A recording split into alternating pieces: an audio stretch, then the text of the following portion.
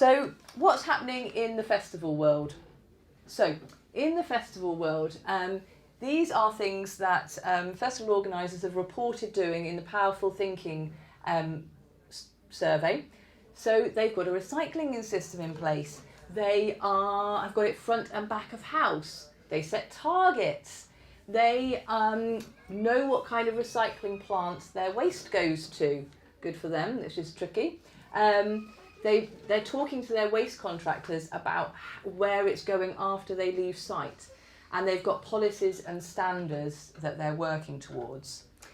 And they're also working with their sponsors. So these are measures that may or may not be things you consider doing yourselves. So who has seen this before, the waste hierarchy? One person. Great. Well, this has actually been UK law since the 1990s. Any organisation who creates waste is expected to follow this. So you know the reduce, reuse, recycle mantra? This is it in law. So prevention is at the top. Recycling is the third one down. Although everyone thinks that recycling is the priority. It is not. And we'll learn why now. So here's some shock horror waste management realities. So if you ever hear the term 100% landfill diversion or zero waste to energy, this means it's going to be burnt. And this waste to energy is burning materials for energy. Sounds great, doesn't it? Well, the thing about this is that now in the UK, most of our waste is going for waste to energy rather than landfill. So the focus on landfill isn't a thing anymore because we're a small country. Well, yeah, exactly. Everything's for the planet. And what happens when things go for waste to energy is they don't sort and get all the recyclables out. It all goes in, and plastics burn really high, so they want plastics in there. The only thing that gets pulled out of a waste to energy plant is aluminium. So cans are the only thing that would get captured. Is that because they could be magnets? Yeah. So we need to be talking about waste to energy avoidance rather than this zero waste to landfill. And anyone who's focusing on compostable materials as the solution to your problems, I'm going to tell you why they're not any good either. And if they become litter, if they end up in your lovely sea, they're not composting because that's not the kind of environment they require. So anyone who gets a lovely one bin system, anyone says, hey, don't worry, we've got it. So a reality of a one bin system is that you're recycling you're contaminating your recycling streams because food, glass, all these things are a contaminant for paper, plastics, so no good. What will happen is it'll be going for waste to energy. So ideally, separate bins for dry mixed recycling, which is your plastics and aluminium, food, glass, coffee cups, separate bin, and then your general waste. And this is the ideal. Might not be practically possible, but in an ideal world, this is what we're aiming for, because we don't want food near anything. We don't want glass near anything. And coffee cups can't be recycled. They need to own a separate waste stream. They can be recycled, but they need a separate specialist collection. No. So the perception is, this mental shortcut is, it's paper. It can be recycled. They have to go as a separate stream because they've got this plastic lining, and when it goes into the paper mills, the plastic lining gets taken out, and the only way that they're now recycled is because Costa Coffee and Greggs and others pay £70 extra a tonne to make it financially viable. And that's because they didn't want to change the system. They didn't want to make it convenient. So it's only financially viable because it's being propped up. When you put those compostable coffee cups in the mix, all that compostable plastic that's in them, the lining, just goes to sludge. So they don't want that in the recycling system. So compostable coffee cups, compostable plastic, no. So going plastic free. That's what lots of people have been focusing on, and There are lots of festivals who are now doing that. So there was a Drastic on Plastic campaign, I think in 2019 before the pandemic, removing single-use water bottles, moving to reusable cups. All Live Nation-owned venues and theatres had planned to end single-use plastics by 2021. Not sure how well they got on with it. So, warning. Switching to another single-use material has its own impacts. So glass has a very high carbon footprint, which is why people switch to plastic. So that's why, why does olive oil come in plastic? Because glass has got a high carbon footprint. Glass recycling in this country, often mixed glass gets broken down and goes for road aggregate. So it doesn't get turned back into a nice clear glass bottle. So, aluminium, it can be easily recycled in all situations, but every new can has raw bauxite iron going into it. So, and that comes from, aluminium recycling comes from strip mining. So it's not a very nice practice around the world. So, what does this mean? Remember our waste hierarchy? We're going back up, not recycling, we're looking at how we can go up to reuse and prevention. So, going reusable really is the best option. And we'll talk about how you do it in a moment. So bioplastics, you might have heard of these kind of different bioplastics, and it sounds like they're great because they're compostable and they're made from plants. Some of them are made from GM crops around the world. They don't degrade if they become litter, so because they need to be composted at high temperatures. Waste contractors can't tell between this kind of cup and a plastic cup, so if they go into the waste stream, they're not going to get composted because they're not going to get taken out. Their home compostable is the bin at the end of your garden. It's not. Do you have food waste collections in Cornwall? No. Well, you definitely can't put them in there. But in the rest of in other parts of the country where they have food waste collections, not the rest, Wiltshire doesn't either. If you put any packaging in a food compost collection, it will get pulled out and it will get sent away to be burnt. So most compostable food packaging is either going to waste to energy or waste to energy. Mm-hmm. It's being burnt, and events pay a lot of money for compostable packaging. It's one of the biggest bits of greenwash, I think, in the last 10 years. So industrial composting, it's very special. There's none down this way. The nearest is in Eastbourne or Swindon, and you have to arrange a separate collection to have these materials there. And if you think that someone's eating some food for 5 minutes, drinking a coffee, it's a lot of effort. So, if they go to general waste, they get incinerated. If they go for recycling, they get incinerated. If they go for composting, they get incinerated. So how can we reduce single-use packaging? So Shambhala stopped selling bottled water a long time ago. They don't sell canned water either. They put a lot of extra water facilities on their sites. So they end up, tankering in loads of water, which has a huge cost associated with it. So it might not be practical for all events. The refill scheme, have you got a refill scheme down here? Do you know of it? So the idea is that you can go into any cafe or library that has a tap and ask to have your bottle refilled. So the idea is it's as easy to get a bottle of water as if you were buying it. Boston Tea Party phased out all single-use plastics, so they don't use cling film anymore. They use boxes. They don't buy coffee cups either. No, they don't sell coffee cups. Yeah. Poco in Bristol challenged their suppliers, so we've got that box there. They would say, can you take that box away and bring us some more vegetables in it? We don't want any of your packaging. We're not putting it in our recycling bin. We're going to reuse it all. We only want reusables. And there is an organisation that sells reusable alternatives to single use. So they've even got reusable pizza boxes. And reusable cups are being used at festivals. Reusable pizza box. So you get a pizza delivered So this is more for events. for events.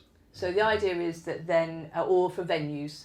So what do you do? You pay like a deposit. 50p deposit or something like that. And then it gets taken away to be washed. So we'll talk about the way these systems work in a moment.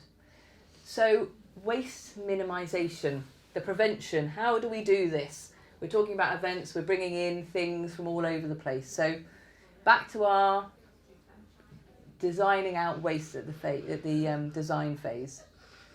So thinking about sets, reusable materials. So who puts on events where you've got sets or you're bringing in things? Yes. What do you mean set? Sorry.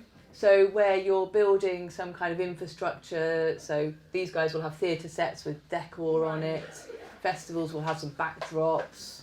You might be putting up things. Yeah, I just wasn't sure if it was like what those set. I think. Yeah. So this is from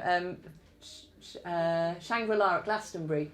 So this they make a whole area of Glastonbury, and they took everything apart. And you can see here they're even saving the screws. So they then will store it for future years. Or what they do actually is a lot of their stuff goes to another festival, Boomtown, to then be reused. It used to be. So hiring in equipment. This is another way we minimise waste. We bring in things that then get taken away again. And we plan what will happen with our installations in advance. So if no one's here in the arts, but thinking you're building some structure to put something on, what are we going to do with it afterwards? Could it go to a local community group? Could another gallery use it? Like, what is the end of life? So we're planning that when we're creating it. Can it be shared? Could it be used by students or schools? Like, how can we stop putting it in the bin? And no dating anything or putting sponsors' logos on it, because that immediately makes things have a short lifespan. So we talk about reusable schemes. So I don't think there's one down here, but there are a number now. Shrewsbury Town has their own reusable cup system. So like Anna mentioned, people pay a deposit. So for the cup, you pay a £1 deposit. You walk around Shrewsbury. When you finish with your coffee, you drop it off at another coffee shop. And those cups stay in circulation. So that's a simple way of doing it. And so the coffee shops are doing the washing. In Bristol, they're piloting one where there's an app and you don't pay any money, but if you don't return it, you get charged. And with that one, the premise will be in due course that they'll go to be washed in a particular place.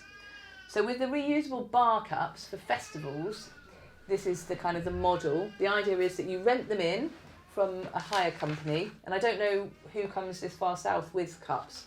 There's Green Goblet who are in Somerset. But the idea is you hire them, people pay a deposit, they pay the £1 with their drink at the bar, they drink their drink, either at the end of the event they get their £1 back as a deposit, or the £1 is the cup, it kind of is part of like a levy system, so the idea is the £1 will help the cost of the washing and everything else. So at the end of the event the cups go back to be washed and they go to another event. And the benefit of this is they're not branded, they're not sitting around in storage, they're being used more and more times. So this is kind of the ideal model to go down. Children can make a lot of money. Yes, if they collect them with, yeah. So these are some of the organisations who do it. Fire in the Mountain is an event up in Wales. They had their own reusable metal plates and they set up washing systems, and the punters, if it's okay to use that word, would have to wash their plates up afterwards, and then the vendors would go and grab the clean plates and then start using them again. So this is a pre-COVID small festival setup, but yeah, all possible. So what are the benefits of waste reduction for your event?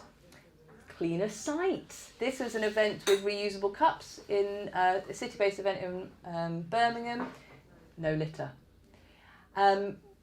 When pieces of litter get dropping on the floor, other people think, oh, well, everyone else is dropping it, I'm going to too. So it creates this social norm and this tipping point.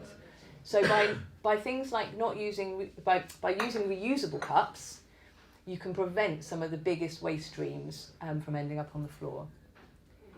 And saves litter picking costs and bin emptying costs and bins overflowing. So if you hire them, you don't require storage or disposal. So bins. Okay, so if you do have to throw things away, what should your bins look like? So why do you think this is a bad bin? What's wrong with this bin? There's only 2 options.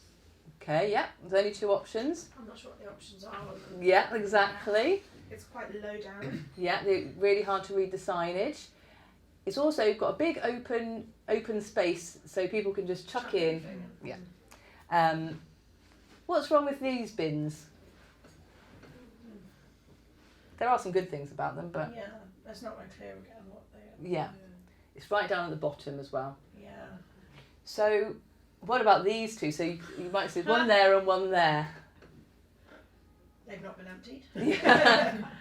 They're not next to each other. Exactly. So why are these good bins? Oh, we're in a funny order. Top signing, Yeah, colour coded. yeah. There's a lady. What's good about these ones? Well, the same thing, like clear signage at the top, different colours, and you would have to go and you can't just toss something into that. You need to physically go. So they've got engage with it. reduced aperture. Same again. So good bins are ones that are colour coded, where there's visual images of what goes into them, because our brains don't read words. We make mental shortcuts. So images, colours, and reduced aperture. What?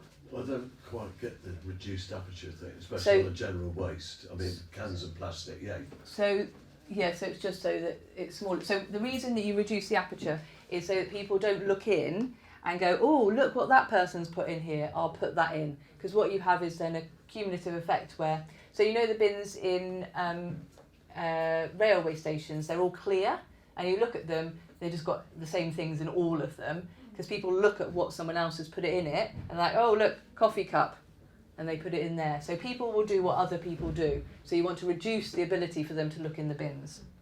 Livvy, what's your thoughts on the phrasing of general waste? Yeah, Because I don't know what that means. No, exactly. So general waste, no, it's meaningless. And if you live in Cornwall and you live in Gloucestershire, you would put your food in different places. So I would not use it's crazy. All these ones have got descriptive words, and then you've got general waste. So it should say what goes in there, and all other waste equally meaningless. It should say probably food packaging. Yeah, I feel like organic waste could also be a little bit. Yeah, exactly. Tricky So I suppose you could say plastics, but you couldn't put foodie covered plastics in there, could you? So this is where using icons is Yeah. really helpful, and you know what your waste streams are at your event. If you've got a closed event, it's much easier to manage because you know what's coming in off site. Obviously, if you've got people bringing in their own picnics, tricky. So where possible, yeah, putting a picture of a bin on there, like, oh, what, I put my grey bin in the bin? So be more prescriptive. So when we're designing our bins, we need to think like our audience. They're drunk, busy, or distracted. Visual images are much easier to understand. They need to be at eye height, and as I mentioned, the aperture. So these ones would be great if these were up at the top. So this is from a gym, and they've got paper roll, blue roll. That goes in general waste, not in the recycling. You know, they've got really good images here.